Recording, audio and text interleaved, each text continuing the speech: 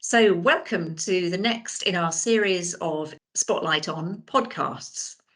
Today, we're focusing on leading a diverse and inclusive organisation, and joining me is Sangita Shah, Chair of Kinovo Plc.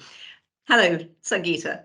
Hi, Liz. Hello there. So you've kindly agreed to unpack a few questions for us around the diversity and inclusion theme. So without further ado, I'll get into the first one. So why is inclusivity a great strength for an organisation?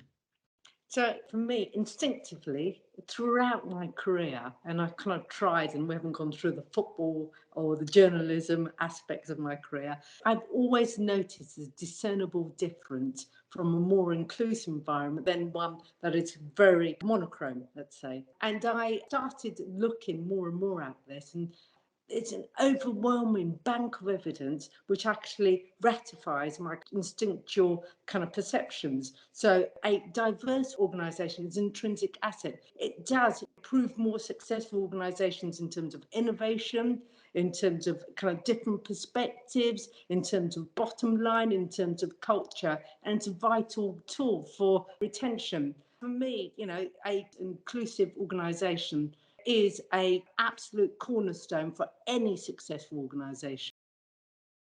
Superb. Thank you. Lovely. Okay, and moving on then to the second question. How might we best embrace employee neurodiversity? Liz, this really struck me as well. 1 in 7 or 1 in 5 are actually neurodiverse. So, 20% is just incredible. So for me, I think organizations need to kind of recognize that actually this is very pervasive. People are very different. And I think there is a huge education piece, a huge awareness piece on what is being neurodivergent. I think managers need to kind of understand what that is. It's not a stigma. Actually, it's a strength. People respond, listen to different environments, and this is by actually harnessing and understanding that context. You could leverage this to build successful teams. So for me, it's actually all about kind of making sure there's an education piece, and then there is things about engendering an openness in culture where people can feel psychologically safe in an environment to be who they are.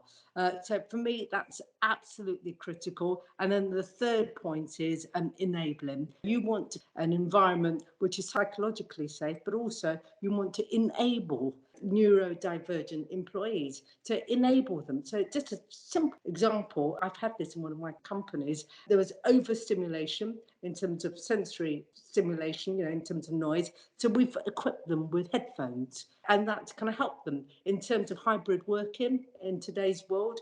Again, that's a kind of positive.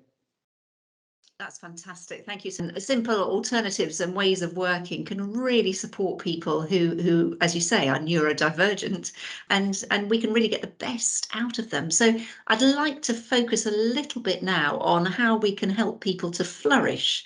So the question here is, as leaders, how might we best encourage people who have different perspectives to flourish at work? For me, it's always by leading from the front. First and foremost, it's the self-awareness piece. So again, go through, irrespective of what you may think, there must be some kind of subconscious bias which kind of exists within yourself. So within yourself as a leader, check that out, ensure that you do this, and kind of ensure that this is replicated across the boardroom or with the other peers as well. So ensure that you entrench that into the organisation. The second thing is model behaviour. So it's that kind of active listening, actively kind of looking at people, individuals, and understanding the context in terms of where they are. And the third point is absolutely institute the policies, a really clear, zero tolerance, but really kind of flourishing organisation where you actually celebrate differences. That's beautiful. I love that. Celebrating the differences. That's such a lovely thing, a thread for us to perhaps follow through on. Fantastic. Thank you. So my fourth question, in your experience, how would you ensure that you recruit diverse teams?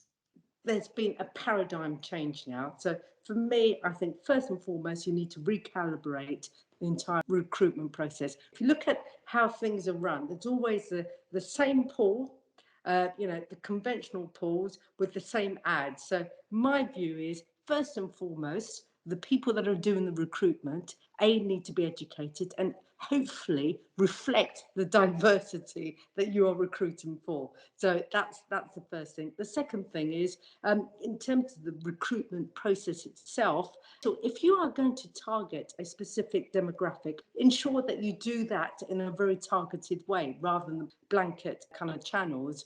The other thing is just simple things like job ads.